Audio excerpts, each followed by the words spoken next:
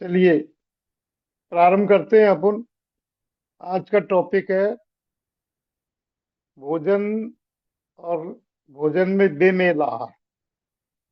कि यदि भूख नहीं लगे तो भोजन नहीं करें। ये नियम तो जानवरों का है वैसे, लेकिन हम जानवरों से भी ज्यादा गए बीते हो रहे हैं। उनको भूख नहीं लगती है तो वो भोजन नहीं करते हैं। और हमको भूख नहीं लग रही है तब भी जबरदस्ती ठूस रहे कुछ न कुछ। खुद नहीं खाना चाहो तो परिवार वाले कहते हैं कि भैया कुछ तो खा लो, कमजोर हो जाओगे। अरे जब स्थिति नहीं है खाने की तो मत खाओ ना। कमजोर थोड़ी हो, कमजोर तो वैसे ही हो रहे हैं अपन। तो कहने का मतलब ये है कि आज हम जो है भोजन के बारे में थोड़ी सी कुछ सूक्ष्म कुछ विस्तार से चर्चा करेंगे। भोजन को वैसे आप लोग पढ़ चुके हैं, जो भी है फर्स्ट ईयर में या सेकेंड ईयर क्लास में, दोनों में मैडम ने पढ़ाया है। भोजन के प्रकार या आहार का जो है विवरण, जिसमें वर्गीकरण है जो आहार का, वो वैसे पढ़ाया है, लेकिन मैं उस विषय को दोबारा से आपको याद दिलाना चाहता हूँ। और जो उस क्लास में नहीं थे वो भी जो है इसको पढ़ लेंगे। इसलिए मैं दोबारा से इसको थोड़ा सा लेना चाह रहा हूँ। ये थोड़ा महत्वपूर्ण है और परीक्षा की दृष्टि से भी महत्वपूर्ण है। और जिन लोगों ने पढ़ लिया है वो उसको दोबारा से रिवीजन उनका हो जाएगा। नहीं पढ़ा है वो ध्यान से पढ़ लें। हम दैनिक आहार का वर्गीकरण तीन प्रकार से कर सकते हैं। वैसे तो तीनों तरह के तत्व सभी भोज्य पदार्थों में पाए जाते हैं, लेकिन जहाँ जिस पदार्थ में जिस तत्व की अधिकता है उसकी मुख्यता से वर्णन किया गया। ठीक। अब पहला है कार्बोहाइड्रेट, यानी इसको हिंदी में कार्बोज भी बोलते हैं। कार्बोहाइड्रेट है, ये एक बहुत ही महत्वपूर्ण हमारे भोजन में महत्वपूर्ण तत्व है, जो कि इसके बिना हमारा काम चलेगा ही नहीं बिल्कुल भी। क्योंकि शरीर का जो निर्माण का कार्य जो होता है, सेल्स बनने का जो कार्य होता है, उसमें कार्बोज की यानी कार्बोहाइड्रेट की बहुत बड़ी भूमिका होती है। लेकिन ये कहाँ कहाँ पाया जाता है, यानी जिन चीजों में मुख्यतः है उनके नाम है।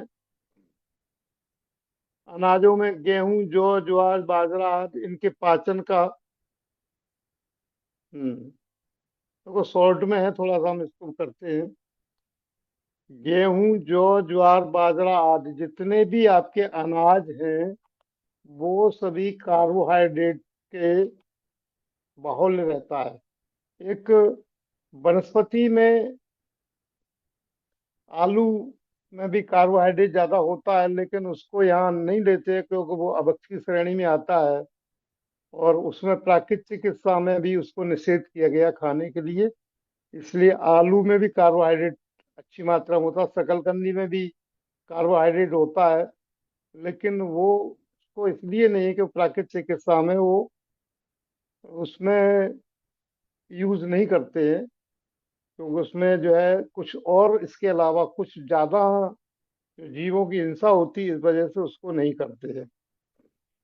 कार्बोहाइड्रेट का पाचन, अभी देखो पिछले क्लास में मैम ने, चारू जी ने बताया था कि कहाँ से शुरू होता, प्रश्न आया था। आप लोग होंगे तो बता दीजिए, आप अनम्यूट करके अपना।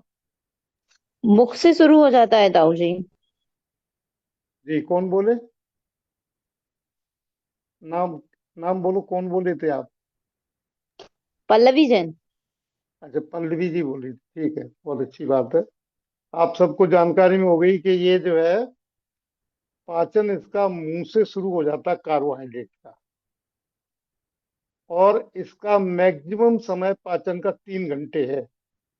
ये खास बात आप नोट करके रखिए। इससे आपको आगे जो हम बेल और मेल और बेमेल भोजन की जो चर्चा करेंगे उसमें आपको जो है ये चीज ध्यान रखना पड़ेगा कि 3 घंटे इसको, पाचन का टोटल समय 3 घंटे का है। इसके बाद दूसरा नंबर आता है प्रोटीन का। प्रोटीन में सभी प्रकार की दालें, हालांकि प्रोटीन में भी कार्बोहाइड्रेट होता है, लेकिन दालें उनमें जो है प्रोटीन की मात्रा अधिक होती है। जैसे चना, अरहर, मूंग आदि, सोयाबीन, सूखी मटर, उड़द आदि तथा घी, तेल, मूंगफली, दूध में अधिक मात्रा में पाया जाता है। तो इसलिए इसको प्रोटीन कहते हैं। और इनके पाचन का समय 6 घंटे, नोट करना। किनका? प्रोटीन्स में जो आते हैं उनका पाचन में 6 घंटे का समय लगता है। एक बड़ा भ्रम है लोगों को कि दूध से पाचन होता है। वास्तव में दूध से पाचन नहीं होता है। दूध जो दो काम करता है, यदि आपने भोजन के साथ दूध ले लिया, वो बेमेल में और डिटेल में चर्चा आएगी, ये बात आगे बता रहा हूँ आपको। तो या तो आपका भोजन जो बिना पचे हुए रखा है वो दूध के साथ पास हो जाएगा, दूध भी नहीं पचेगा और वो आपको बाहर कर देगा निकाल करके। पचा हुआ भोजन वो बाहर जाएगा, दूध उसके साथ डाल दिया तो वो गड़बड़ हो जाएगी और उसका दूध का कोई लाभ भी नहीं मिलेगा। अच्छा, इसके बाद आता है मिनरल्स एंड विटामिन। तो मिनरल्स एंड विटामिन की अधिकता जो है सभी प्रकार के मौसमी फल, यानी ताजे फल, हरी सब्जियां, सूखे मेवा, काजू व मूंगफली को छोड़ करके, और पाचन का समय से 2 से ढाई घंटे रहता है। इनकी विशेषता यह है, अब देखो, एक मिनरल्स एंड विटामिन जो है आपको फल सब्जियों में अच्छी मात्रा में मिलते हैं। और इसीलिए जो है प्राकृतिक चिकित्सा में आप लोग देखते होंगे कि फल सब्जियां ज्यादा प्रेफर करते हैं भोजन के लिए, निरोग रहने के लिए, क्योंकि इनका पाचन जल्दी होता है और ऊर्जा अधिक मिलती है। ये विशेषता ये है इनकी। क्योंकि इसमें वही सिद्धांत काम करता है अपने प्राकृतिक चिकित्सा का, कि हमने खर्चा तो कम किया और उत्पादन ज्यादा किया, तो वो फायदे की चीज है ना अपनी।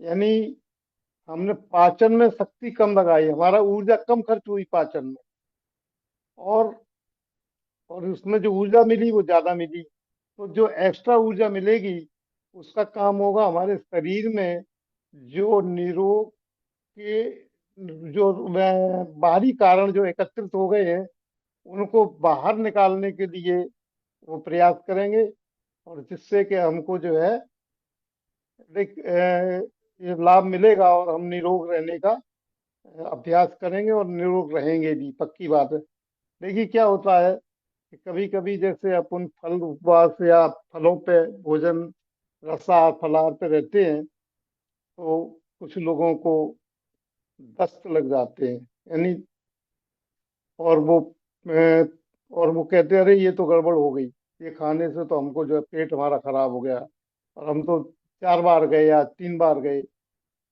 भैया, ये वो उनका जो है काम करना सही है, ये आप इसको गलत मत मानिए। वो ये जाएंगे, आपके पेट को साफ जरूर करेंगे, इसमें दो राय। ठीक है, आया समझ में? इस तरह से ये, और इनका पाचन का समय जो है, लेकिन इनमें एक विशेषता होती है, ये समझना बहुत जरूरी है। क्या विशेषता एक रह गई, कोई बताएगा आप लोगों में से? मिनरल्स एंड विटामिन में जो मैंने अभी दो तीन विशेषता, इसके अलावा एक विशेषता और है।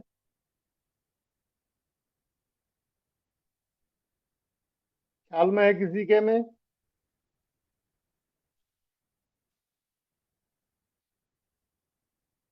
नहीं? नहीं यार, कोई नहीं बता पा रहा एक और विशेषता है इसमें, क्या बात है, हैं?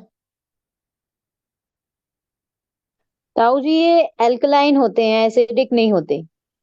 नहीं। हाँ, ये तो ठीक है। मैं जिस विशेषता की एक और विशेषता मैं बताता हूँ आपको। इनकी सबसे बड़ी विशेषता ये होती है कि यदि आप इनको, ये मैं जो बेमेल और मेल मैं बेमेल भोजन की जो है कि परिप्रेक्ष्य में आपको बताने जा रहा हूँ कि यदि ये कार्बोहाइड्रेट के साथ में आप इनका भोजन में लेंगे आप, तो इनका टाइम 3 घंटे हो जाएगा पाचन। कार्बोहाइड्रेट के साथ में पाचन करेंगे ये। और यदि आप विटामिन उसके प्रोटीन के साथ में लेंगे, तो ये फिर ये इनका टाइम 6 घंटे हो जाएगा। ये ऐसा अपना इस तरह का ये फ्लक्चुएशन रहता है इनमें, जो कि हमारे लिए लाभदायक होता है। तो ये सड़ेंगे नहीं, ये उसको आज 6 घंटे का टाइम रखेंगे, उसके साथ ही पचेंगे ये। इस विशेषता के कारण इनको किसी के भी साथ में दिया जा सकता है। तो अब ये तीन तरह के भोजन, मुख्यतः तीन तरह के भोजन हमारे बीच में उपस्थित हैं, यानी हमको मिलते हैं। और इनमें जो है हम गड़बड़ी क्या करते हैं, अब इसमें मेल और बेमेल भोजन का जो है, अब आप समझ गए होंगे, इतने में काफी समझ में आ गया होगा आपके में कि वास्तव में हमको कार्बोहाइड्रेट के साथ में प्रोटीन्स नहीं लेना चाहिए। पाठ तो इतने में बोलने में खत्म हो गया, क्लास पूरी हो गई। ये भी, आप जितने भी भोजन लेंगे और प्रोटीन्स के साथ में कार्बोहाइड्रेट लेंगे, तो वो बेमेल भोजन हो जाएगा। अब इतने से काम चलेगा नहीं मेरे ख्याल से आप लोगों का। तो अब इसकी खुलासा करनी है कि अब इसमें हमें जो है क्या चीज किसके साथ नहीं लेनी चाहिए। जैसे कि घरों में जनरली जो है दाल रोटी, चावल दाल, छोले पूड़ी, ये कॉम्बिनेशन चलता है। छोले चावल, है ना, इस तरह के कॉम्बिनेशन चलते हैं। ये प्राकृतिक चिकित्सा के अनुसार बेमेल हैं सभी के, यानी कार्बोहाइड्रेट के साथ में प्रोटीन्स को नहीं लेना है। जबकि हम जनरली ऐसा ही करते हैं। वो इसी वजह से कई एक बीमारियों को आमंत्रण देते हैं। बहुत सारी बीमारियां हमारी इसकी वजह से आमंत्रण होती। तो साहब वो हम प्रोटीन प्रोटीन कैसे लें? भाई प्रोटीन जरूरी है। बिना प्रोटीन के तो आपके सेल्स निर्माण नहीं होगा। कार्बोहाइड्रेट भी चाहिए, प्रोटीन्स भी चाहिए। तो हम इसको कैसे, तो हमें जो है, जैसे एक टाइम हमने जो है, यानी सुबह के भोजन में या ब्रेकफास्ट में चने दाल के साथ में सब्जियां ले ली। दूसरे टाइम हमने कार्बोहाइड्रेट के साथ में सब्जियां ले ली। इस तरह से अपन उसको जो है ये बेमेल से अपन बच सकते हैं। बेमेल भोजन हमेशा आपको विजातीय द्रव्य को एकत्रित करेगा ही करेगा। और उसमें पाचन में जो अधिक समय लगेगा, इससे आपकी ऊर्जा अधिक खत्म होगी और ऊर्जा प्राप्त कम होगी। तो घाटे का सौदा है वो। और ये घाटे का सौदा हमारे लिए जो है कई एक तरह की बीमारियों का कारण बनती है। इसलिए हमेशा ये भोजन में थोड़ा सा ये अपने को परिवर्तन करते रहते रहना चाहिए। अरे साहब, हमारी तो आदत पड़ी हुई है दाल रोटी खाने की, और अब तो सीधे, अच्छा किसी से प्रश्न भी करो ना भोजन में क्या, अरे वो मैं सिंपल दाल रोटी खाता हूँ और कुछ खाता ही नहीं है। भैया, दाल रोटी तो आपने कह दी, लेकिन वास्तव में गलत खा रहे हो आप। और नहीं साहब, वो थोड़ी तो दाल लेनी पड़ेगी। अब मान लो कोई 50 साल का आपके साथ, कोई 40 साल का, 45 साल का, 50 साल का कोई भी जो है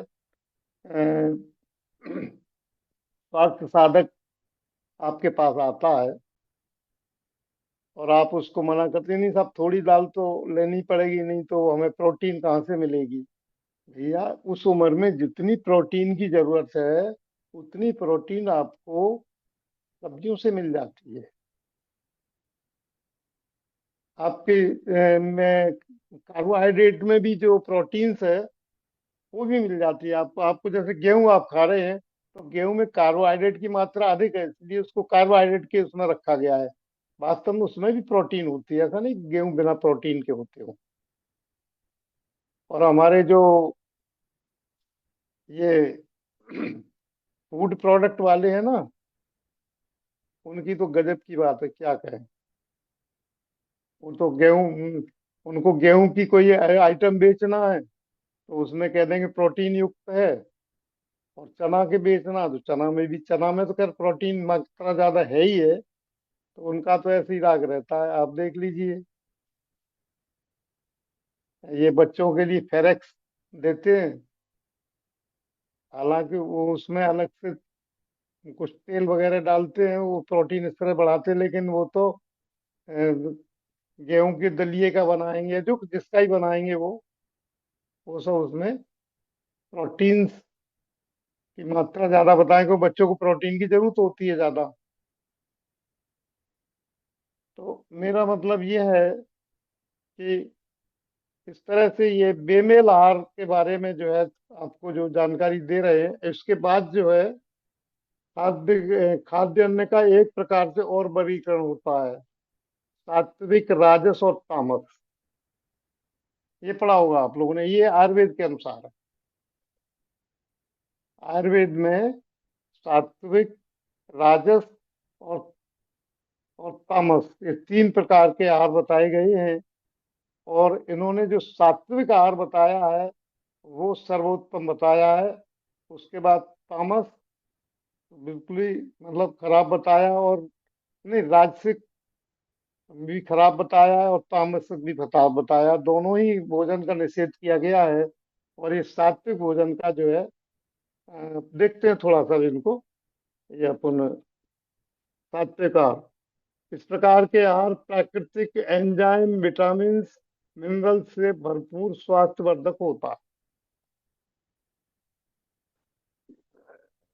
रसीले जायकेदार फल, ताजी सब्जी, रसदार सब्जियां, पके फल, प्राकृतिक तेल, रिफाइंड या हाइड्रोडाइड नहीं, कण समेत चावल बिना पॉलिश किए हुए, चोकर समेत आटा, घर की चक्की का पिसा हुआ, मेवा जैसे खजूर, अखरोट, बादाम, पिस्ता, मुनक्का, छुआरा, किशमिश आदि। ये चीजें जो है आपके सात्विक आहार में होती हैं। क्योंकि यदि आप रखे हुए फल लेंगे तो वो उसमें जो है एक्चुअली में एसिडिक हो जाते हैं। फिर वो जो फलों में जब जो है ज्यादा दिन रखे रहते हैं और उनकी सड़न शुरू हो जाती है तो फिर वो एसिडिक हो जाते हैं। एक अभी प्रकरण बहुत चल रहा था, एसिडिक, सेमी एसिडिक और मीठे फल, इस तरह से तीन फलों के बारे में चर्चा चली थी अभी। उसको मैं और यहाँ बिल्कुल स्पष्ट क्लियर कर देना चाहता हूँ कि फल चाहे वो खट्टे हों या अर्ध खट्टे हों या मीठे फल हों, यदि वो वास्तव में फ्रेश हैं, ताजी हैं, उनको कोई प्रोसेस नहीं किया गया है उनको, और उनके ऊपर कोई अन्य चीजें नहीं मिलाई गई हैं, ध्यान रखना, जैसे नमक, शक्कर, मिठाई, गुड़, ये कुछ नहीं मिलाया गया है, तो सारे फल जो ताजी हैं वो चाहे खट्टे हों, वो सब अल्कलाइन ही होते हैं। उनके जो, भले ही उनका खट्टा है लेकिन खटास उसमें है, उसको अंग्रेजी में साइट्रिक बोलते हैं, लेकिन वो वास्तव में वो साइट्रिक मेरे ख्याल से शब्द उचित नहीं है, वो उनके हिसाब से, अंग्रेजों के हिसाब से होगा, क्योंकि साइट्रिक एसिड बोलते हैं इसको। वास्तव में देखा जाए तो उसमें एसिड होता ही नहीं।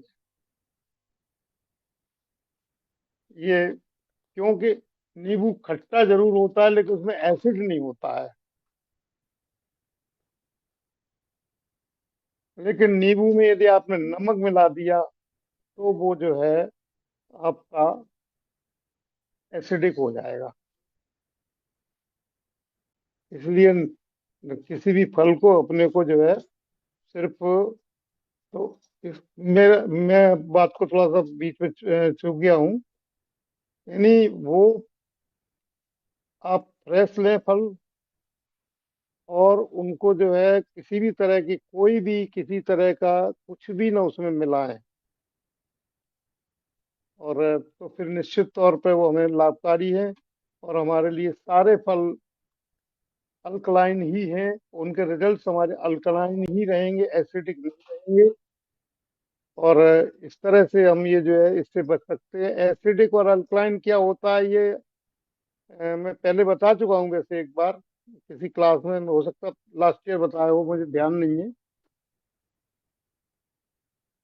अल्कलाइन और एसिडिक, इससे पहले हम थोड़ा ये विषय से हट गए थे। इसमें जो है दूसरा आय राजस आहार है।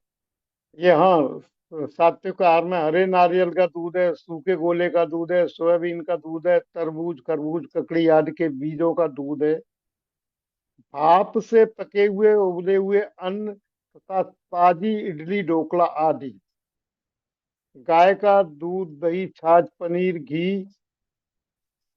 इसमें थोड़ा सा कंफ्यूजन है एक्चुअली में।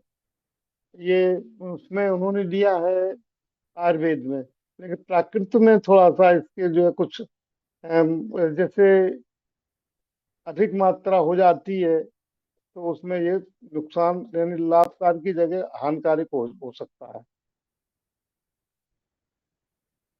और इसके बारे में एक विशेष बात यह है, ये आयुर्वेद में भी दिया हुआ है, दूध गाय के थन से निकलने के बाद 48 मिनट यानी एक अंतर मुहूर्त में गर्म हो जाना चाहिए। और नहीं तो फिर वो दूध जो है वास्तव में दूध नहीं रहता है, वो जो है जीवों की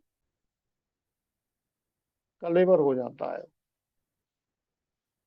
एक इंद्रिय जीव उसमें असंख्यात पैदा हो जाते हैं। इस प्रकार का आहार राजस आहार में आएगा। सफेद शक्कर व उससे बने पदार्थ, वनस्पति घी यानी डालडा, रिफाइंड तेल व वनस्पति घी, रिफाइंड तेल व उनसे बने पदार्थ, पॉलिश किया हुआ चावल, रवा, मैदा, मिल का आटा, बाजार के अनेक सिरप, चाय, coffee, Coca Cola, toffee, chocolate, laminate, chocobar, चीज, डेजर्ट, रेडीमेड मिष्ठान के पाउडर, मैगी, चिप्स आदि, बाजार की ठंडाई, पैक किए हुए फलों के रस, इन सब में साइट्रिक एसिड आदि रसायन डालकर विकृत किया जाता है। अचार, मुरब्बा, जैम, डेली बाजार के पैक्ड फूड, बिस्किट्स, पाव भाजी, बतासे, पानी की टिक्की, इसके पानी में गंधक के तेजाब का खट्टा बनाया जाता है। दूध से बना खोया, मावा, रबड़ी एवं मिठाइयाँ, ये सारे जो है पदार्थ जितने भी हैं ये सभी राजस आहार के अंतर्गत आते हैं। इनको पचाने के लिए हमें अधिक मेहनत करनी पड़ेगी। यदि वास्तव में आप बहुत मेहनत करते हैं और इतनी मेहनत कर सकते हैं कि हमारा जो है सिर का पसीना हमारे एड़ी तक आ जाए, तो इन पदार्थों को आप ले सकते हो, तो आपको ज़्यादा इससे नुकसान नहीं होगा। और इनको लेने का तरीका भी अलग होता है, इन सभी पदार्थों का भोजन करने का तरीका इनका अलग होता है। इस प्रकार का आहार तो खाने लायक ही नहीं होता। मांस, मछली, अंडे आदि मांसाहारी पदार्थ, पशुओं की चर्बी व उनसे बने पदार्थ, तीव्र मसाले युक्त अन्न, खमीर वाले पदार्थ जैसे ब्रेड, डबल रोटी, बासी व बार बार गर्म किया हुआ भोजन, सभी प्रकार की बियर, शराब, नशीले पदार्थ, भांग, गांजा, हीरोइन, अफीम तथा अफीम के डोड़ा आदि, बीड़ी, सिगरेट, तंबाकू, च्युइंगम, तले भुने पदार्थ, पाउच, गुटखा, सुपारी, शुगर फ्री टैबलेट आदि। ये सारे पदार्थ जो है ये तामसिक आहार हैं। इनका तो कोई लेने का सवाल ही नहीं है। इसलिए इनसे तो हमेशा दूरी बना के रखना चाहिए। ये मैंने जल्दी जल्दी पढ़ दिए हैं, और इनके बारे में जो है ज्यादा कुछ आप समझते होंगे या कुछ डिटेल की जरूरत है, आप पूछ लीजिए। ताऊ तीन तरह जी, का। एक रेज हैंड है पल्लवी दीदी का, वो कुछ पूछ रही हैं। हाँ, बताएं। बोलिए ताऊ जी पल्लवी मेरा जी। प्रश्न ताऊ जी मेरा प्रश्न है, बेल और सॉरी, मेल और बेमेल आहार से, हम्म। कि जब हम ये बात कहते हैं या पर खुद के ऊपर लागू करते हैं कि दाल और रोटी या दाल या चावल नहीं खाना चाहिए, जो अभी आपने बताया डिटेल में, तो उस हिसाब से यदि देखा जाए तो अगर हम बहुत पीछे जाते हैं तो पूर्व में हमारे जो बुजुर्ग रहे हैं वो दाल और रोटी का ही भोजन करते थे। जैसे कई महीनों तक बारिश हो रही है, सब्जी नहीं मिल रही है, तो वो दाल रोटी का ही भोजन करते थे और वो बीमार नहीं हुए। इसका कारण? हाँ, बहुत बढ़िया प्रश्न है, और ये प्रश्न होना भी चाहिए। मैं सोच भी रहा था इस संबंध में। आपने बहुत अच्छा किया पल्लवी जी, बहुत बहुत धन्यवाद आपको। वास्तव में क्या है कि ये अपना जो शरीर है वो बहुत ही फ्लक्चुएटेड है। वो आप जितनी भी जागृतियां करते रहेंगे, उसमें बहुत सारी जातियों को नेग्लेक्ट करता रहता है वो, और अपने को स्वस्थ रखने का हमेशा प्रयास करता रहता है। एक कारण तो ये है। दूसरी सबसे बड़ी बात है, जो बुजुर्ग थे वो मेहनत बहुत करते, शारीरिक श्रम उनका बहुत होता था। कुएं से पानी भरना, अभी फ्रेश होने जाना है तो 2 किलोमीटर चले जाना, 1.5 2 मील तो रोजाना जाना ही आना होता था। फ्रेश होने जा रहे हैं, कुएं से पानी भर रहे हैं, कपड़े हाथ से धो रहे हैं। कपड़े धोने के लिए मशीनें नहीं थी, उनको खींच खींच के धो रहे हैं। पसीना, मतलब पंखे नहीं थे, पसीना आ गया ठीक है, तो कोई चिंता वाली बात नहीं, पहुंच लिया। एसी नहीं थे, पसीने पंखे नहीं थे, बिजली नहीं थी, आदि आदि ये सारी चीजें भी थी उसके साथ में, इसलिए उनका पाचन सिर्फ दाल रोटी से भी ठीक रहता था, और श्रम करते थे, इसलिए उनको कोई तकलीफें नहीं होती। और ये आज जो तकलीफें हैं हम सबको, वास्तव में हमारा श्रम कम हो गया है। इस वजह से ये भोजन का क्लासिफिकेशन और ये सब करना पड़ रहा है। नहीं, कोई जरूरत नहीं है। आज भी देखो, एक बात बता दें आपको, जो मजदूर वर्ग के लोग हैं वो कार्बोहाइड्रेट ही अकेला लेते हैं, उनको प्रोटीन्स भी नहीं मिलता है, और उन्हीं से उनकी सब पूर्ति होती रहती है। और ऐसा नहीं कि बहुत अच्छी मात्रा में कार्बोहाइड्रेट लेते हैं, यानी रोटी रोटी खाते हैं, साथ में थोड़ा सा उनको जो है मतलब कोई अचार वगैरह, कोई मिर्ची, हरी मिर्ची वगैरह आ गई, उससे खा लेते हैं पूरा। तो अब वो क्या है कि, लेकिन वो शर्म बहुत करते हैं। वो दो सीढ़ी चढ़ेंगे, 3 सीढ़ी चढ़ेंगे, 10 ईंटें अपने सिर पर रखेंगे, दो एक बोरी चढ़ाएंगे, उतरेंगे नीचे, या जो भी उनका काम होगा, जैसा भी फावड़ा चलाएंगे, मिट्टी खोदेंगे आज।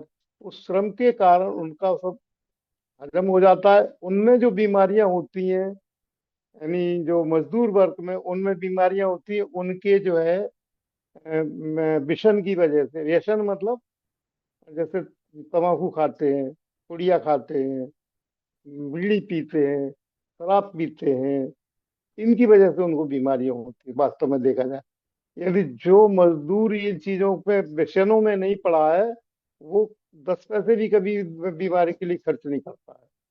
करना ही नहीं पड़ता, जरूरत नहीं पड़ती है, इसलिए ऐसा है। और ये जो अपने क्लास जो चल रही है, जिन लोगों के बीच में चल रही है, वो सभी बुद्धिजीवी लोग हैं। श्रम नहीं होता है। आज मान लो हमारी बहनें भी हैं, महिलाएं हैं, उनके घरों में दो दो तीन तीन नौकर लगे हुए हैं। अब उनकी बात नहीं कर रहा हूँ, जो मतलब 70 75 80 साल से ऊपर हैं। उनको तो श्रम में थोड़ी दिक्कत होती है, कुछ शारीरिक क्षमता कम हो जाती है उम्र के साथ में।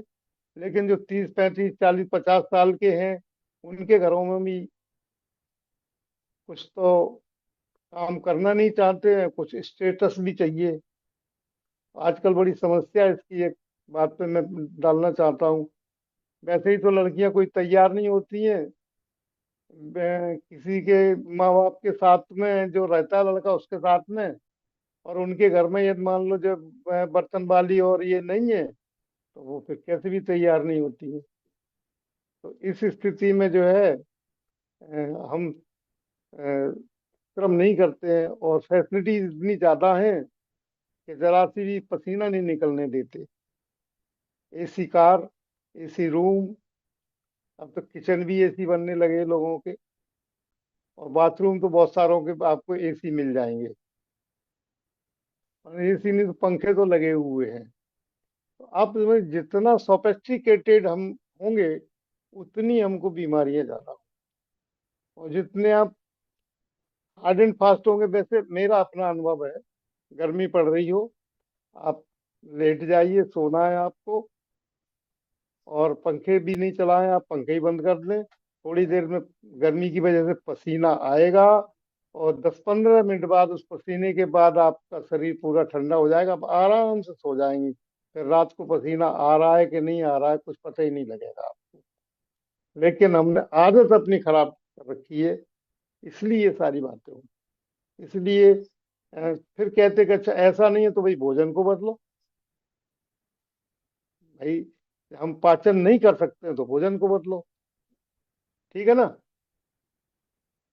अब इस जी ताऊ संबंध जी, में और किस। इसी संदर्भ में मेरा एक प्रश्न और है जी कि मेल की कैटेगरी में हम कौन सी चीजें रखेंगे और बेमेल की कैटेगरी में कौन सी चीजें रखेंगे, मतलब क्या क्या चीजें साथ में लें और क्या क्या चीजें साथ में नहीं लें। क्योंकि मैंने जैसा बुक में देखा तो उसमें बताया कि दही में फलों का रायता बना करके खा सकते हैं, और एक जगह ये भी लिखा कि दूध के साथ आप खट्टी चीजें ले सकते हैं। तो ये बड़ा मतलब दुविधा वाली स्थिति है। देखो, हाँ है, वास्तव में आपका आपका प्रश्न बहुत बढ़िया है, आपने सही कहा है। लेकिन उसमें ये एक समस्या क्या है कि लोगों के राइटर के अलग अलग व्यू होते हैं, उनके अलग अलग अनुभव होते हैं। वैसे आयुर्वेद में यदि देखा जाए, आयुर्वेद के अनुसार तो दूध के साथ खट्टे फलों में सिर्फ आंवले का अलाउ किया है। आंवले के अलावा और किसी खट्टे फल को अलाउ नहीं करते दूध के साथ। और दही के साथ में फलों को इसलिए अलाउ कर देते हैं कि दही का पाचन जो है 3 घंटे में होता है, वो 6 घंटे में नहीं होता है। क्योंकि वो फिर जो है दही न्यूट्रल हो जाता है, ना वो अल्कलाइन होता है ना एसिडिक होता है वो। आप कहोगे कि दही खट्टा हो गया है, लेकिन दही में भी एक विशेष बात है। उस स्थिति में दही को खाने लायक है। दही के बारे में आपको पूरी डिटेल जानकारी में दे दूं। गाय के दूध की बात करूंगा, भैंस के दूध की तो बात ही नहीं करूंगा मैं। वो तो बिल्कुल ही खाने लायक नहीं है। गाय के दूध को 48 मिनट के पहले गर्म कर लिया जाए, और उसमें दही जमाने के लिए कोई नरेठी या कोई जो चांदी का सिक्का या और कुछ चीजें इस तरह की कोई आदि का इस्तेमाल करें जमाने के लिए, दही के लिए। जब वो दही में जिस समय से आप जामन ले डालें, उससे 12 24 घंटे के अंदर उसको खत्म कर दें। उसके बाद फिर वो एसिडिक हो जाता है, तो उसमें खटास ज्यादा बढ़ जाती है, और अमर्यादित हो जाता है, मर्यादा उसकी खत्म हो जाती है। ठीक है? और इस तरह से जो है अ, ये है। अब उसमें आपका प्रश्न था कि क्या खाएं क्या नहीं खाएं। दही के जी बारे में दाऊ जी, क्लियर हो गया। मेल, हाँ जी, हाँ जी, जी दाऊ जी, बहुत बहुत धन्यवाद। हाँ, यही बात थी कि मेल में हम कौन सी चीज रखें, बेमेल में कौन सी रखें। इसको ऐसे समझ सकते हैं क्या कि जिन चीजों का पाचन 3 घंटे में हो रहा है उनको एक साथ ले सकते हैं, और जिनका 6 घंटे में हो रहा है उनको एक साथ ले सकते हैं। ये सही है क्या? नहीं, इसमें थोड़ा सा करेक्शन करना है।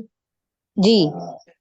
जो भी प्रोटीन्स का जो मामला है, उसके साथ आप मिनरल्स एंड विटामिन ले सकते हैं। यानी हम्म। यानी जैसे दाल के साथ सब्जियां आप ले लीजिए, चने हम्म। उबालना है सब्जी ले लीजिए, मूंग उबालना है सब्जियां ले लीजिए इसके साथ में, ठीक है ना। और यदि आपको कार्बोहाइड्रेट के साथ लेना है तो उसके साथ सब्जियां ले लीजिए, तो दोनों ही मेल हो जाएंगे ये। प्रोटीन भी हो जाएगा, लेकिन प्रोटीन और कार्बोहाइड्रेट मतलब दालों के साथ रोटी खाना, चावल के साथ रोटी खाना, ये बेमेल आहार है।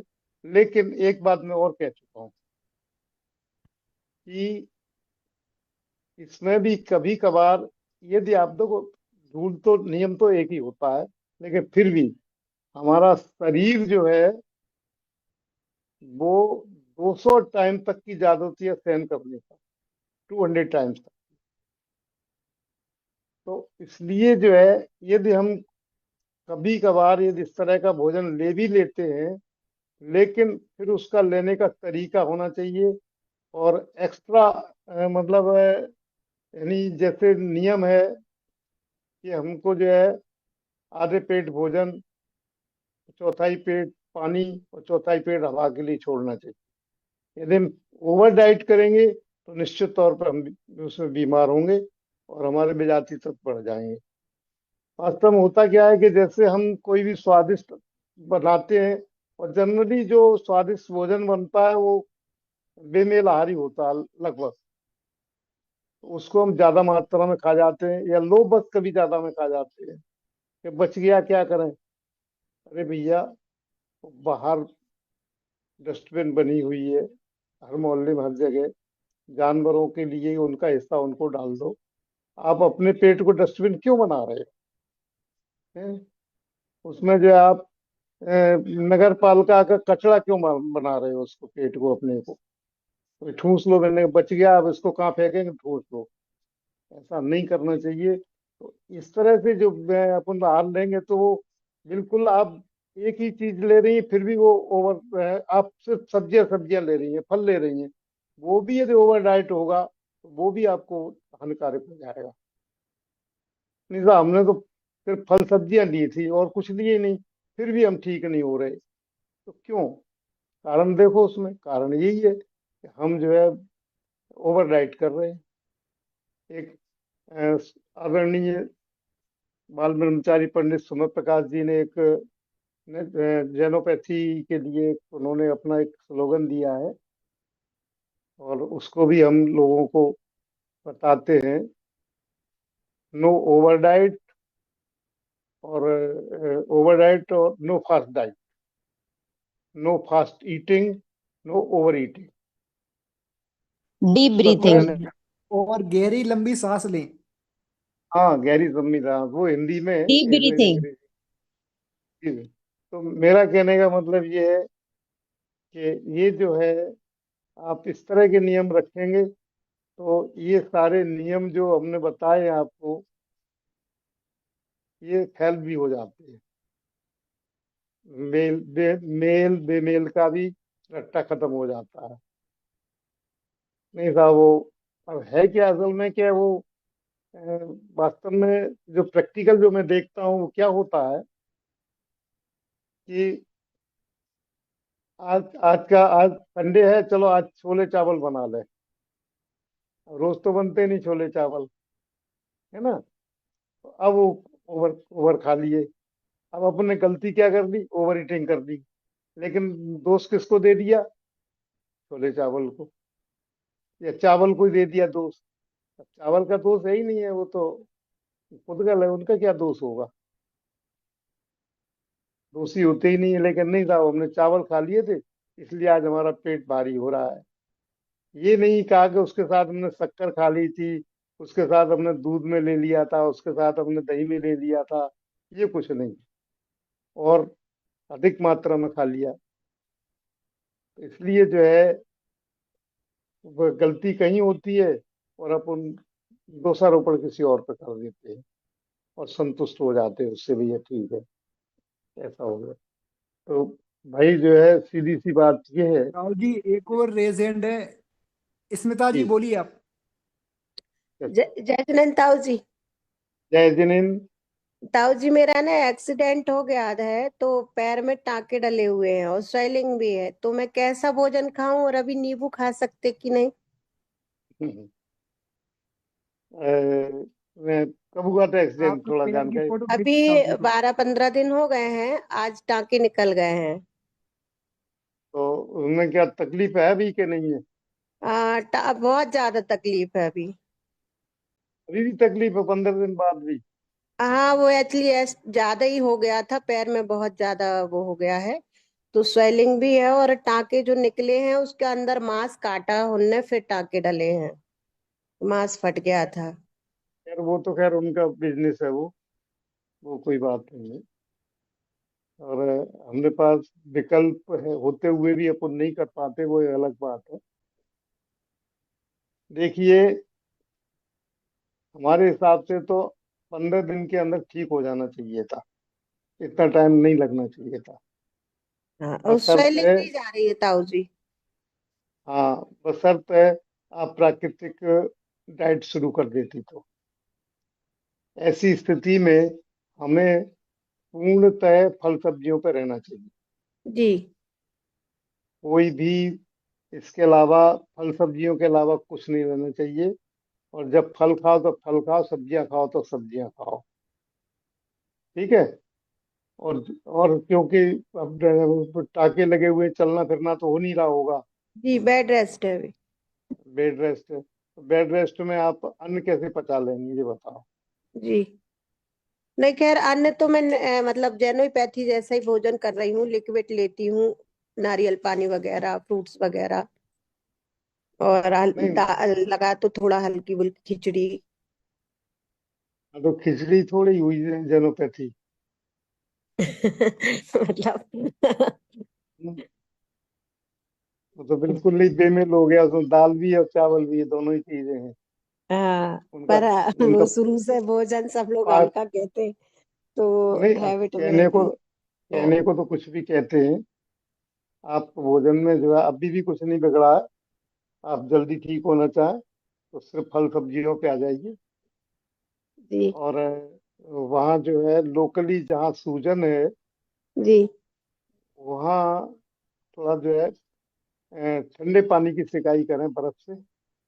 हाँ, बर्फ की सिकाई कर रहे हैं, पर ऐसा भी बहुत लोग बोल रहे थे घी गरम करके और हल्दी तो कर सकते क्या, अभी डॉक्टर लोग तो मना ही करते हैं, तो नेचुरोपैथी में कर सकते हैं कि गरम हल्दी और उस घी की सिकाई नहीं, बर्फ से ही नेचुरोपैथी करनी? में कहीं कहीं लिखा ही नहीं है नेचुरोपैथी में। जी। वो तो पानी की पट्टी बताते हैं, हम बर्फ भी बता हाँ। दी, बर्फ भी नहीं है। बर्फ तो उसके लिए दिक्कत, तो बर्फ नेचुरल होती नहीं है, सही बात। तो जो नेचुरल वस्तु नहीं है वो हम्म। नेचुरोपैथी में कैसे आ जाएगी? अपना दिमाग लगाइए आप। हाँ, तो बर्फ से भी नहीं, सिर्फ ठंडी पट्टी। हाँ, ऐसे तो ठंडी पट्टी चाहिए। हाँ। और नहीं तो फिर ये क्या है, थोड़ा सा अल्टरनेट कर लेते हैं तो बर्फ भी लगा देते हैं, नहीं तो आप पानी की ठंडी पट्टी बांधिए। जी। दिन में मतलब 2 बार 3 बार, जब मौका जितना भी हो, और जल्दी रिकवरी होगी, बहुत तीव्रता होगी उसमें। जी। और अब जो नेहा हो गया जी, ठीक है। इंदौर का एड्रेस है। जी, कौन? हेलो। नेहा जी इंदौर। नेहा जी इंदौर, करिए म्यूट। सर मेरा हाँ, बोले बोले आप। हाँ, मेरा क्वेश्चन ये था कि अभी चिकनगुनिया रोग बहुत फैल रहा है, तो उसमें सभी को जॉइंट्स पेन बहुत हो रहा है। तो वो जॉइंट्स पेन के लिए कुछ मतलब नेचुरोपैथी के अकॉर्डिंग क्या कर सकते हैं? नहीं, वो तो हम तो चिकनगुनिया का बताएंगे, जॉइंट पेन का क्यों बताएं? हाँ, चिकनगुनिया के लिए। चिकनगुनिया के लिए जैसे ही चिकनगुनिया शुरू हो, उसी समय से आप अन्न का त्याग कर दीजिए। एक काम ये करना है। फल सब्जियां लीजिए। दूसरा, चिरायता और गिलोय का काढ़ा लीजिए। ये नेचुरल मतलब भोजन में इंक्लूड कर लीजिए आप इसको। जी। और ये आप 8 दिन से लेके 10 दिन के अंदर न चिकन रहेगा न गुनिया रहेगा, कुछ भी नहीं रहेगा, दोनों खत्म हो जाएंगे। और ये काढ़ा सुबह लेना है खाली पेट या सुबह शाम? दोनों दोनों टाइम सुबह शाम लेना है। और अभी भी जिनको दर्द हो रहा है हम्म। वो ये काढ़ा एक टाइम ले लें, मतलब यदि उनको फीवर नहीं है तो। अच्छा, फीवर नहीं है तो। और बराबर मात्रा में मिलाना है चिरायता और गिलोय को? हाँ, दोनों दोनों बराबर मात्रा में। और अच्छा। इस भोजन में जैसे फल सब्जियां ले लें तो ये दर्द भी आपका 4 8 10 दिन में ठीक हो जाएगा। एक ठीक है। एक और है। एक और है, आपके पास वो होगी, किताब होगी, आओ आओ आओ बने अहिंसक। हाँ, अहिंसक बने, हाँ। उसमें आप देख लेना, उसमें दर्द के लिए 7 आइटम का काढ़ा है। अच्छा। उसमें ठीक रासना, है। गिलोय, अमलतास, गोखरू और ये अरंडमूल, ऐसे 7 आइटम है। 7 आइटम का काढ़ा बना के आप लेंगे तो दर्द भी जल्दी ठीक हो। किसी भी तरह का दर्द में इसको यूज किया जा सकता है, लेकिन बशर्ते कि आप सिर्फ जो है मिनरल्स एंड विटामिन का इस्तेमाल करें, मिनरल्स है। ये फीमेल की भाषा में। ठीक है ठीक है। डॉक्टर। धन्यवाद। चलो, अपना समय तो अ, लगभग पूरा होने ही जा रहा है, हो ही गया वैसे। और किसी को प्रश्न हो तो एक आध दो और पूछ लीजिए।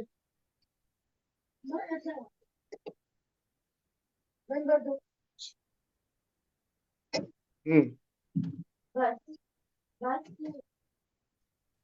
ताऊ जी, अभी चैट पर मेरे पास एक क्वेश्चन आया है।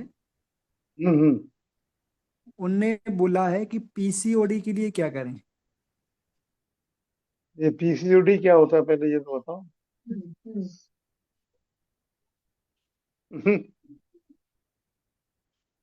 जब हम उसको प्रश्न ही समझेंगे तो उत्तर क्या दे पाएंगे। अब पीरियड ये प्रॉब्लम होती है।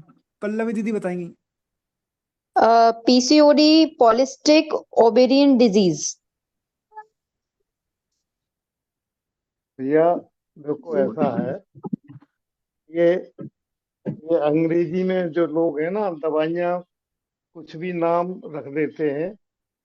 और हम जो है, कोई एमबीबीएस तो हमने किया नहीं है, हम तो प्राकृतिक चिकित्सक हैं। तो उसमें सिम्टम्स बताएंगे तो वो क्लियर हो जाएगा, जब तक सिम्टम्स नहीं बताएंगे। और एक बात और बता दें आपको, ये बिल्कुल आप डॉक्टर बनने जा रहे हैं या बन चुके हैं या जो नहीं है, ये दवाई प्राकृतिक चिकित्सा में मैं कई बार ये मैं उसमें भी डाल चुका हूँ और बोल भी चुका हूँ कि किसी रोग विशेष के नाम लेने से कोई चिकित्सा नहीं हो सकती है प्राकृतिक चिकित्सा में, ये संभव ही नहीं है। उसको कंसल्ट करके, जिसको भी इसकी जरूरत है वो कंसल्ट करे, कंसल्ट करके पूरी अपनी रिपोर्ट दे, जो प्रश्न पूछे जाए उनको उत्तर दे, उसके बाद उसको ट्रीटमेंट बताया जा सकता है। इसके अलावा कोई दूसरा रास्ता नहीं है। इसलिए चलिए, पीसी हो या कोई भी हो। प्रज्ञा जी बोलिए। प्रज्ञा जी क्वेश्चन बोलिए। ताऊ जी, ये एक प्रॉब्लम ऐसी है कि जैसे फीवर नहीं है। हम्म। फीवर नहीं है पर मतलब गैप, 2 3 दिन के गैप में मतलब हाथों की जो हथेली होती है वो गर्म हो जा रही है। क्या रीजन है, समझ नहीं आ रहा है। ये पूरी डिटेल, जब उसके बारे में पूरी डिटेल जानकारी मिलेगी तब तक कुछ नहीं बता पाएंगे। देखो, हाथों में गर्म होने का कई एक कारण होते हैं, कोई एक कारण नहीं होता है। वो तो उसको जी। केस स्टडी करनी पड़ेगी, उसके बाद ही उसको कुछ बताया जा पाएगा। वैसे ये हम रूल तो ये है कि जब भी कोई परिणाम अपने को लगे और कुछ भी करना है तो अपन भोजन बंद करके, वैसे तो उपवास करना चाहिए, उपवास नहीं कर पा रहे, 1 दिन का, 2 दिन 3 दिन का नहीं कर पा रहे हैं, तो जो है फलाहार कर पिए या रसार पर रहिए, उससे सारी बीमारियां अपने आप ठीक हो जाती हैं। ये तो मोटा मोटा रूल है। अब कोई स्थिति विशेष के लिए पूरी स्टडी करनी पड़ेगी उस पर, तब उसके बारे में कुछ बता पाएंगे। जी ताऊ जी, और किसी का, अभी किसी थैंक का यू। एक है, हैंड राइज हुआ था किसी का एक अभी। जी हम्म। ताऊ जी, 3 हैंड रेज हैं। जी जी, कौन कौन के बोल शिल्पी दीजिए। जी बोलिए, शिल्पी जी बोलिए।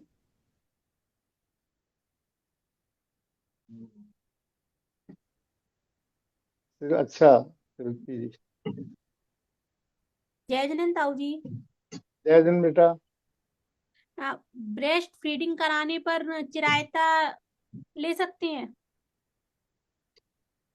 हाँ, यदि कोई डिसीज है इस तरह की तो ले सकते हैं।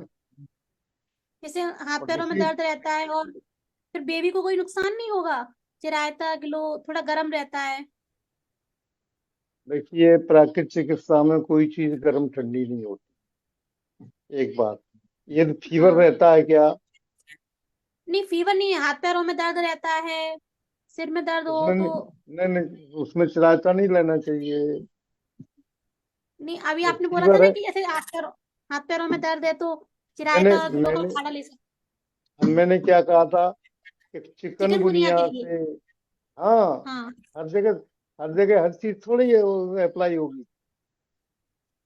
ठीक है ना, तो उसमें आप, इस कंडीशन में क्या ले सकते हैं?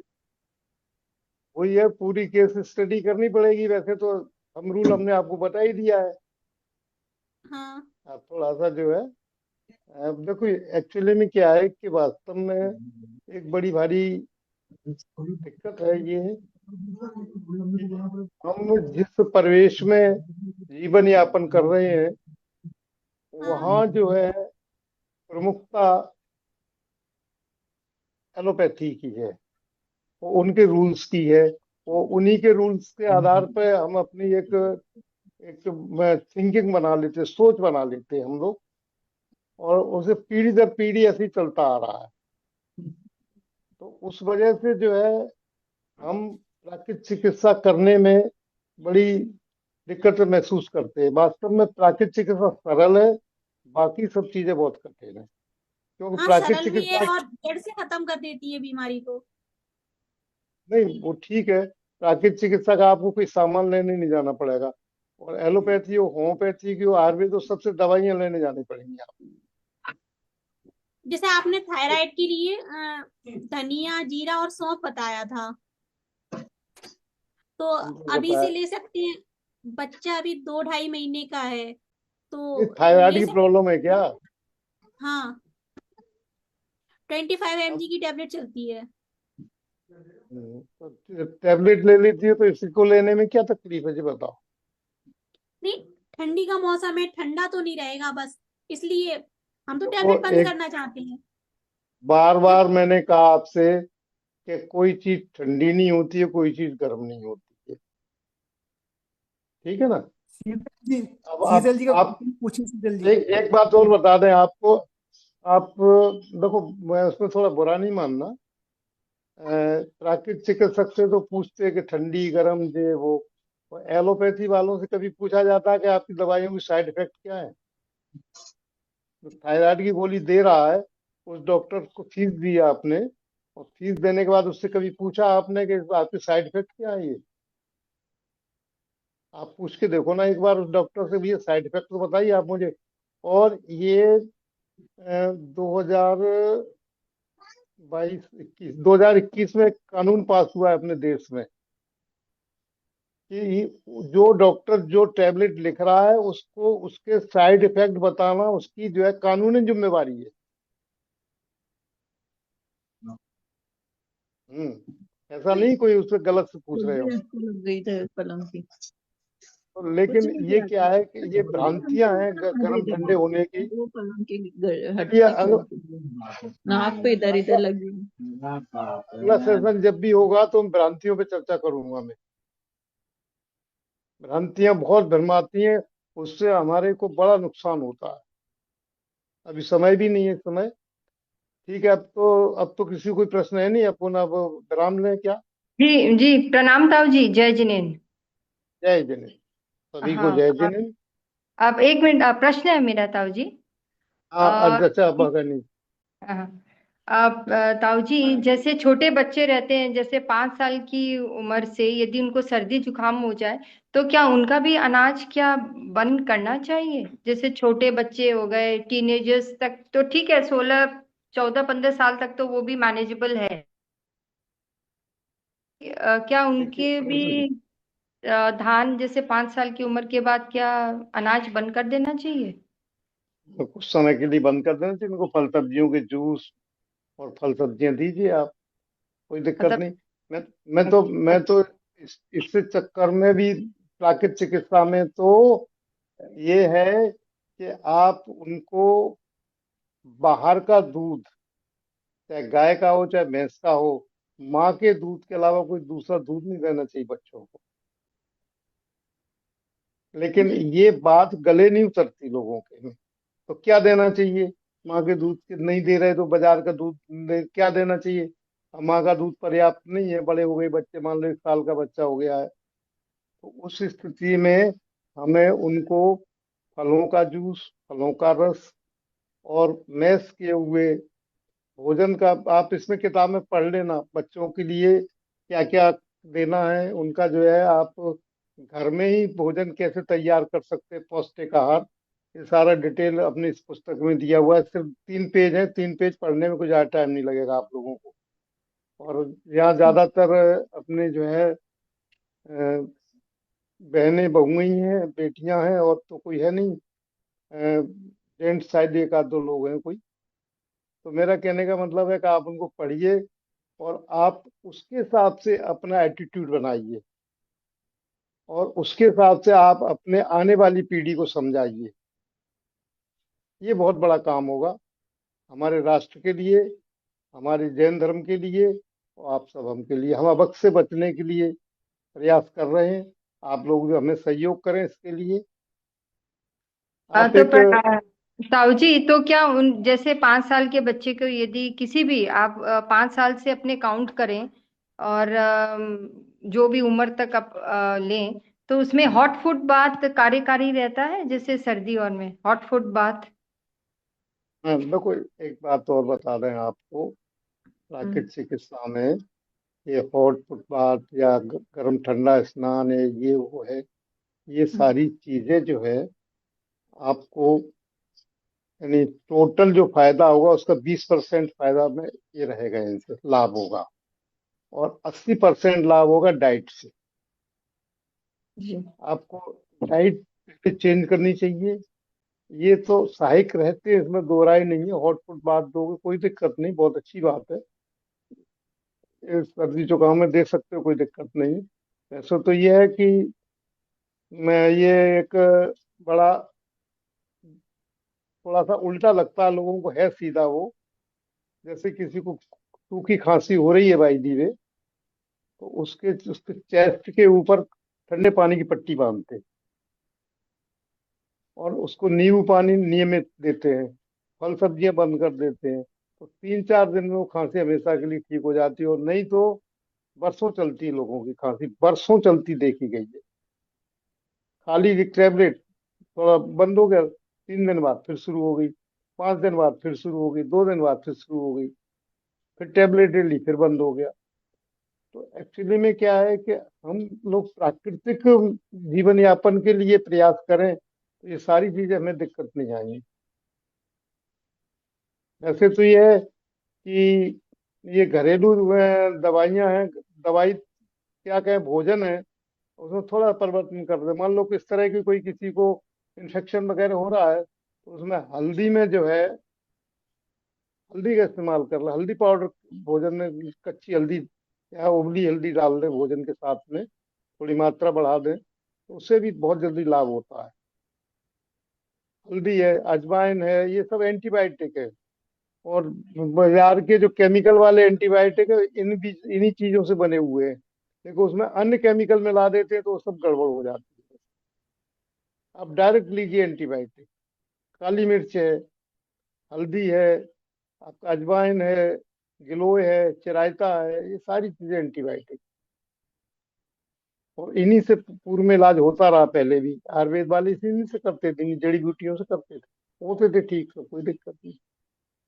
ओके। ताऊ जी, एक प्रश्न और है। कि जैसे आप हमेशा से दूध का निषेध करते हैं कि पीना ही नहीं चाहिए, आज के माहौल में दूध पीने लायक है ही नहीं, तो क्या वो जो सेम दही के जो बैक्टीरिया है, क्या वो नारियल के दूध के साथ वही बैक्टीरिया क्या होते हैं? वो सेम जो अपने को चाहिए जो दही में भैया, है और वो पीनट बट और जो मूंगफली वाले में है, तो क्या वो दूध से बने हुए उसमें लैक्टोज होता है और इसमें तो लैक्टोज है नहीं, नारियल में और ये मूंगफली में, तो ये कैसे ये मतलब समझ में नहीं आता है कि कैसे करना चाहिए फिर। देखो, ऐसा ऐसा है कि बैक्टीरिया जो है आपके शरीर में जाके मरते ही है, जिंदा नहीं रहते हो। तो उनको एटमॉस्फेयर अलग मिलता है, जैसे एटमॉस्फेयर चेंज हुआ तो सारे वो डेड हो जाते हो वहां जाके। तो शरीर के अंदर जो बैक्टीरियाज हैं, जो शरीर विज्ञान के हिसाब से मैं आपको बता रहा हूँ, तो शरीर में ऑलरेडी जो बैक्टीरियाज हैं वो बैक्टीरिया आपके काम करते हैं। इसलिए जो है बैक्टीरिया का तो कोई भोजन आवश्यक भी है, और क्या नाम है, और जो है इसमें भी नुकसानदायक है। आपको जैसे मान लो बाजार में जो ब्रेड बनाते हैं वो खमीर उठा के बनाते हैं, ठीक है ना। अपने 6 घंटे की मर्यादा है। आपके आपने डोसा बनाए या आपने इडली बनाई, तो यदि आपने उनको 6 घंटे के अंदर अंदर उनका जो है प्रोसेस कर लिया, तब तो वो शुद्ध है। और 6 घंटे से अधिक होता है तो वो खाने लायक नहीं है। वो भी प्राकृतिक चिकित्सा में भी ऐसे ही है। अब वो बात अलग है कि हम उसमें नींबू वगैरह डाल के थोड़ा सा जल्दी कर लेते हैं, लेकिन वो जैन धर्म के हिसाब से भी उनको इस्तेमाल करने लायक नहीं है 6 घंटे से अधिक। इसलिए मैं कह रहा हूँ आपसे कि उसमें जो है बिल्कुल चिंता करने की जरूरत नहीं है।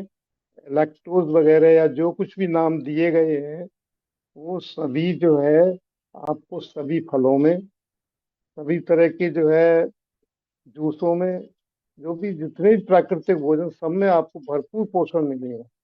कहीं कोई दिक्कत नहीं होगी। ये बिल्कुल दिमाग से निकाल दीजिए कि दही के बिना हमारा जो है जीवन नहीं रहेगा। और दही भी आप कलकत्ता जैसी जगह में कहाँ से आप शुद्ध दूध मंगा लेंगे हो, जो कि 48 मिनट के अंदर गर्म हो जाए? संभव ही नहीं जी है ये सब, है ना। बिल्कुल।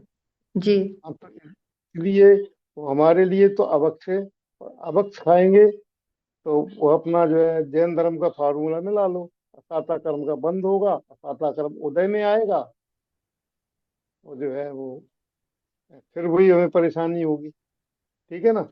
जी जी ताऊ जी, मगर ताऊ जी एक चीज है, आपका बहुत बहुत धन्यवाद। मेरी एक मित्र थी जो आपके लास्ट क्लास की, उनको नींबू से प्रॉब्लम हो रही थी और मैंने आपसे रिक्वेस्ट आपसे मांगी थी और उनको ज्वाइन करवाया। उनको वो एलर्जी की प्रॉब्लम नींबू से हो रही थी और वो जैसी ली और फिर अचानक से उनका वापस रिवर्स होना स्टार्ट हो गया, उनको सूट होना स्टार्ट हो गया। तो आपकी बातें सुन के वो दृढ़ रही और वो कंटिन्यू की और आज उनको आराम है। अ, एक्चुअली में क्या है, ये जो एलर्जी वाली बात है ये मनगढ़ंत बात है। एलर्जी कुछ होता नहीं है, सही बात तो ये है। जिस वस्तु, देखो एक्चुअली में क्या है कि जैसे हमने, देखो एलर्जी को आप समझने की कोशिश करें उसको, जो लोग भी रह गए वो थोड़ा एलर्जी को समझें बड़े ध्यान से, कि एलर्जी क्या है। कि जैसे हमने नींबू लिया, ठीक, और हमारे गले में खराश हो गई, गला खरखराने लगा, तो अरे नींबू हमको एलर्जी कर गया। आप कोई भी आप किसी से भी कहेंगे नींबू लिया तो इसलिए ऐसा हो गया, तो वास्तव में वो क्या है कि नींबू ने अपना काम किया है। आपके गले में जो कफ जमा था वो ढीला हुआ है, इस वजह से आपको गले में तकलीफ हो रही है। तो आप 2-3 दिन नींबू लेंगे, कफ निकल जाएगा, आपको सूट कर जाएगा। आप मान लो अब सूट कर गया हमारा, अब हमारा गला खराब नहीं होता। इसी तरह से नींबू लेंगे तो हमारे अंदर से जो कप का जो कचरा है वो नाक से पानी होकर निकलने लगेगा। लेकिन नींबू भी तब काम करेगा जब आप उसको जो है पानी के साथ लेंगे, तो सब्जी दाल के साथ लेंगे तो काम नहीं करेगा वो, जो जिस विधि से होता है भाई। तो इसलिए जो है ये बातें आ जाती सामने, और इसीलिए कहते हैं ये एलर्जी होगी, और उससे फिर एलर्जी दूर हो गई। एक्चुअली में कोई भी पदार्थ आप जो खाएंगे उसके कुछ न कुछ इफेक्ट होते हैं, और इफेक्ट को हम उनके जो फैक्ट होते हैं उनको हम एलर्जी मान लेते हैं। अभी क्या है कि जैसे गेहूं वगैरह के बारे में काफी चर्चा चल रही है पूरे में, ये अपना ये चिकित्सा जगत में, और काफी मैं भी सुनता रहता हूँ, देखता भी रहता हूँ। तो वास्तव में क्या है कि वो कुछ लोगों को उन्होंने एक धारणा बना ली कि वो आपको तो गेहूं से एलर्जी है। रिपोर्ट रिपोर्ट देने गए, उसको गेहूं से एलर्जी बता दी। अब वो बेचारे परेशान है, गेहूं नहीं खा पा रहे हैं। आदत जिंदगी गेहूं की खाने की पड़ी थी। तो इस तरह की ये बातें बनाई जा रही हैं, और आम पब्लिक को बेवकूफ बनाया जाता है। मैंने एक, आप लोग पढ़ लेना, मैंने एक लेख दैनिक भास्कर की एक न्यूज है जो मैंने शेयर की थी अपने ग्रुप में, प्राकृतिक चिकित्सा संस्थान वाले ग्रुप में की है, और भी ग्रुप में की है मैंने। उसमें उन्होंने जो है ये एक पूरी सर्वे रिपोर्ट दी है कि 38 रुपए की दवाई की 1200 रुपए MRP। तो वो आप लोग उसको पढ़ लेना, और आप उससे देख लेना कि हम किस तरह से ठगाए जाते हैं, और हमारे ऊपर किस तरह से जो है लोग पैसा खींचने के लिए क्या क्या कर रहे हैं। वास्तव में वो तो मानव, क्या कहें, मानव, वैसे ये पेशा तो मानवता का था, लेकिन ये सब दानव बन रहे हैं आजकल। मैंने पुराने जमाने में वैद्यों को देखा है, जब उम्र हमारी 15-18 साल की थी उस समय, तो वैद्य लोग जो पैसे आपने दे दिए वो चुपचाप रख लेते थे, आपको दवाई दे देते। न तो ये पूछते थे कितने पैसे दिए हैं, और न कोई ये कहता था कि जो है वो उस पैसे को, मतलब आजीविका का साधन तो था उनका, लेकिन लूटने का साधन नहीं था। लूटते कभी नहीं थे। किसी ने 2 रुपए दे दिए, 2 रुपए, किसी ने एक दिया, एक रख लिया। मैंने अपनी आंख से देखा है, दवाइयाँ बना के दे दी उन्होंने। ये नहीं कि 1 रुपए वाले को दवाई कुछ दूसरी दे दी, 2 रुपए वाले को कुछ दूसरी दे दी। रोग के हिसाब से दवाइयाँ बदलेंगे। तो इसलिए जो है एक जो मानवता का पेशा है वो आजकल दानवता में बदल गया। आप लोग अवेयर रहें, और थोड़ा इन बातों पे ध्यान दें कि हम एलोपैथी की ओर न बढ़े। किसी भी तरह की कोई प्रॉब्लम है, आप बिल्कुल पूछ सकते हो। अभी वो क्या नाम उनका, आज उनको टांके आ गए, वो आज 20 दिन या 18 दिन या 15 दिन बाद पूछ रहे क्या करना चाहिए, 12 दिन बाद। यदि जिस समय टांके आए होते उसी समय पूछ लेती और उसको अप्लाई कर लेती वो, तो आज वो दर्द वगैरह उनके नहीं होता। मैं गारंटी देता हूँ इस बात, क्योंकि मैंने कई एक ऐसे केसेस डील किए हैं जो कि चोट आई है और वो 8 दिन 10 दिन के अंदर ठीक हो गए, बिना किसी। अब हम जैसे थायराइड जैसी चीज के लिए है, अब उसके लिए क्या है कि हम सीधा मान लेते गोली खा ली छुट्टी हो गई, काढ़ा बनाने में टाइम लगेगा। भैया, गोली खरीदने जाओगे, डॉक्टर पे जाओगे, उसमें टाइम नहीं लगता तुम्हारा क्या? तो इसलिए जो है कई एक लोगों की थायराइड ठीक हुई है, गोली ठीक हुई है, लेकिन खान पान में ही परिवर्तन करना पड़ा हो, ये जरूरी है। ठीक। ओके, आज का अब आप लोगों को इस समय आपका काफी ले लिया है, और सभी को बहुत बहुत धन्यवाद। और अगला सेशन हम रखेंगे भ्रांतियों के ऊपर रखेंगे, जो आप लोगों को भ्रांतियां जो बहुत सारी भ्रांतियां हैं जिनके बारे में अपन चर्चा करेंगे अगले सेशन में। सभी को बहुत बहुत धन्यवाद। पुनः जय जिनेन्द्र।